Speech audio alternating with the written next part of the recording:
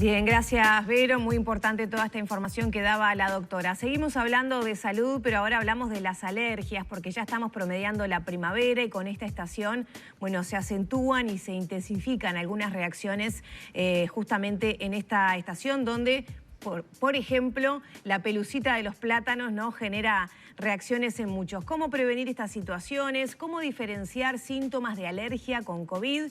Bueno, todo esto lo vamos a dialogar con la doctora Selva Ale, presidenta de la Sociedad de Alergias del Uruguay. Bienvenida nuevamente a Arriba Gente. ¿Cómo anda? Un gusto, un placer, un gusto estar nuevamente aquí. Lorena, Magdalena, un placer estar con ustedes. Bueno, antes de comenzar yo le mencionaba que me ha llamado la atención esta primavera, que me he encontrado con mucha gente muy afectada por alergias. Y le decía, quizá en comparación con el año pasado, como estábamos más de tapabocas, salíamos menos, no fue así. Pero ¿pasó algo este año? ¿Ustedes han recibido también más casos? Es la comparación con el año pasado, en donde hubo más quietud, tuvimos que estar en casa y con más medidas de prevención. Las alergias han aumentado en nuestro país y en el mundo, digamos, vienen aumentando durante las últimas 2 décadas. ¿Y eso a o qué sea se que no debe? es una situación nueva. ¿A que estamos más sensibles, estamos más expuestos a gente que... Se debe a varios factores medioambientales, el cambio de clima, el cambio climático, el cambio de costumbres, el cambio de alimentación, el cambio de exposición. Lo cierto es que las alergias están aumentando a pasos agigantados. Se habla de epidemia de enfermedades alérgicas en el momento actual. ¿Qué tipo de enfermedades concretamente? ¿Rinitis? Todas las enfermedades alérgicas, todas. Las de tipo inmediato y las de tipo retardado. Las rinitis, como tú dices, ahora tan de moda en la primavera, con estornudos, corrimiento nasal, agua en la nariz, picazón en la nariz, picazón en el paladar, picazón en los ojos o en los oídos. Pero además el asma y las alergias cutáneas, los distintos tipos de alergia de la piel, las alergias digestivas están en aumento también, todas las alergias, en adultos y en niños, especialmente en niños. Concretamente en la primavera, ¿qué desafíos trae en un momento muy especial, ¿no?, donde muchas veces los síntomas, bueno, rinitis, hasta dolor de cabeza, ¿no?, uno se siente mal cuando está con una erupción alérgica así, se pueden confundir con gripe y por supuesto con COVID en este contexto, ¿no? Las rinitis severas, sí, como tú dices, las rinitis severas tienen repercusión general, el individuo se siente mal, tiene cefalea, tiene falta de sueño y por lo tanto tiene una repercusión general. Pero no es lo mismo que el COVID. En primer lugar es afebril. En segundo lugar, bueno, el individuo sabe que es su alergia de todas las primaveras. Los que no saben son quizás las personas en su entorno, y muchos individuos alérgicos se han ligado muchos hisopados porque los síntomas en principio se confunden bastante. ¿Qué pasa con los no alérgicos que también han tenido consecuencias en esta primavera en particular? ¿Se ha detectado ese tipo de situaciones? En todas las primaveras, en los no alérgicos lo que sucede es que en este momento, ahora estamos pasando ese periodo, fue el periodo de floración de los plátanos, que nosotros tenemos muchos en el medio urbano, unos 23.000 en Montevideo, y por lo tanto esas inflorescencias en realidad son parte del fruto, tienen características irritantes que son, por supuesto, lesivas, que son dañinas para alérgicos y no alérgicos, sobre todo alérgicos y sobre todo alérgicos respiratorios, pero los no alérgicos también se ven irritados dadas las características de espículas de esa llamada pelusa. Que no se ven. Nos afecta a todos. Prácticamente no se ven. Son partículas muy chiquititas que a veces hasta incluso se meten lo hablábamos con Lore, dentro del tapabocas y hasta... No los ves, pero es difícil de evitar, por eso hay que ajustar bien el tapaboca y si es posible utilizar lentes. Con lo cual el lente termina de ajustar y termina de crear, digamos, un ambiente cerrado que entorpece la inhalación de ese tipo de agentes que son muy irritantes. Doctora, justamente para prevenir, quizá alguien que no es alérgico puede utilizar entonces, ahora que al aire libre está más flexible, lo recomendable es igual usar tapabocas para prevenir, inhalar, por ejemplo. Ha ayudado mucho, realmente mucho, a ese tipo de problemas. Los lentes de tipo envolvente también es conveniente y luego, de acuerdo al grado de alergia o de susceptibilidad que tenga el individuo y de acuerdo a sus posibilidades, por supuesto también de trabajo y demás, son otras medidas que se pueden tomar de lavado de ropa, lavado del cabello, ventilación, lavado de los ojos con suero luego de la exposición, el no frotarse los ojos, por favor, no frotarse porque eso puede causar conjuntivitis y aún problemas mayores como úlceras de córnea, pero por qué feo traumatismo. que es cuando te pica tanto y no te podés ni refregar los ojos. Por eso es mejor tratar de usar tapabocas Claro, y lentes y luego tratar de lavar la nariz o los ojos, de acuerdo al grado de susceptibilidad, con suero fisiológico para no dañar, irritar más y traumatizar las mucosas y los ojos, que puede dar problemas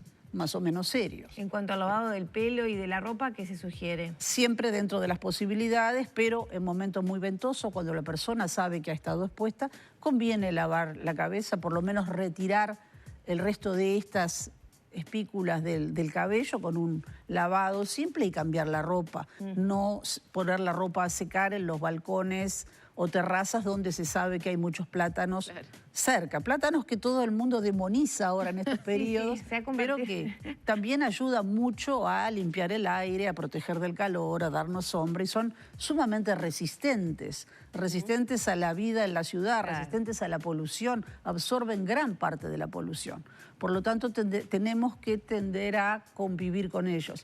Lo bueno es que los que se están recambiando ahora, que son híbridos, porque nosotros, que son occidentales, nosotros tenemos los híbridos, dan menos pelusa, menos flores y menos frutas. Sí, la Intendencia está con un programa de revitalización del arbolado y sobre todo el cambio de esos plátanos. Se siguen usando plátanos, pero con menos propiedades irritantes y alergizantes. Doctora, ¿qué pasa con la garganta? ¿La garganta también se ve afectada en medio de estas alergias primaverales, sobre todo? Como tú dices. Porque a mí particularmente me pasó que tuve unos días de dolor de garganta que hasta pensé que podía llegar a ser algún tipo de virus, pero no, finalmente parecía que era algo más alérgico que cualquier otra cosa. Sí, es la vía aérea superior, que incluye nariz, garganta, hay comunicación incluso con el oído.